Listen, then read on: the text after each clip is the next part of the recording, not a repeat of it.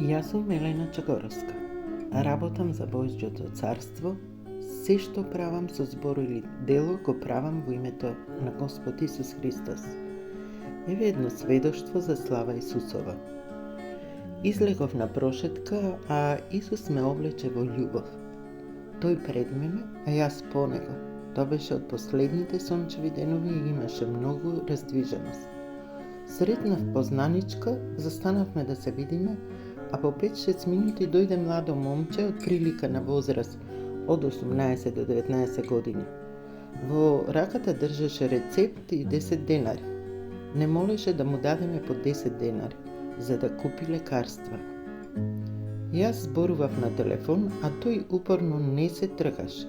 Бараше од пријателката пари и ме чекаше и мене. Пријателката му објаснуваше дека има институции кои ќе му помогнат, а тој упорно не се тргаше. Најпосле ми се обрати и мене. Молеше за 10 денари. Ја покажа ногата со рана која многу лошо изгледаше.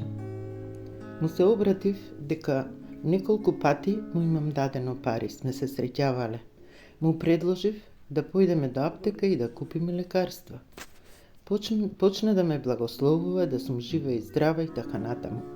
Токму благословот даде повод за да го прашам дали верува во Исус.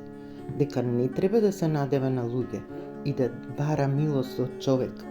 Дека треба да бара милост од Исуса. Наеднаш момчето кој понизно бараше милост од луѓе почна да повикува по Исус. Се трансформира во душа која повикува по Исус. Ми се обрати, многу сум радосен што го спомна името, сега си одам. Скокаше како мало дете, се радуваше, извикуваше Исусе, Исусе, Исусе. Јас продолжив со молитва, а тој не престануваше да извикува Исус. Наеднаш почна да извикува, сега го знам Исус, добро е што го спомна Исус. Тој е алфа и омега, тој е почеток и крај, нели е така? Бараше да му потврдам. Него треба да му веруваме, тој лечи, нели? Не ми требаат лекови, си одам, благодарам што го спомна Исус.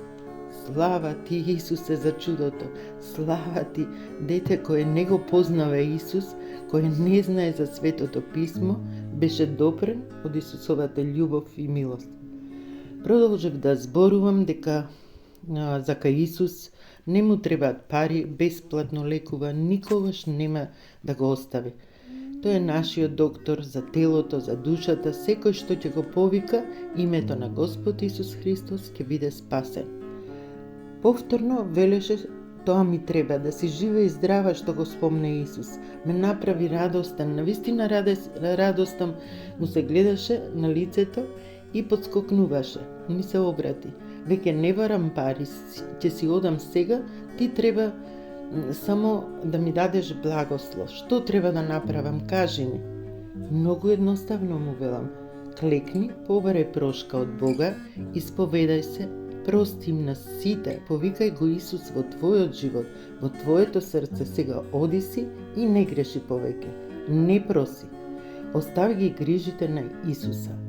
Извикуваше Исусе, Исусе Христе, дојди наеднаш замина.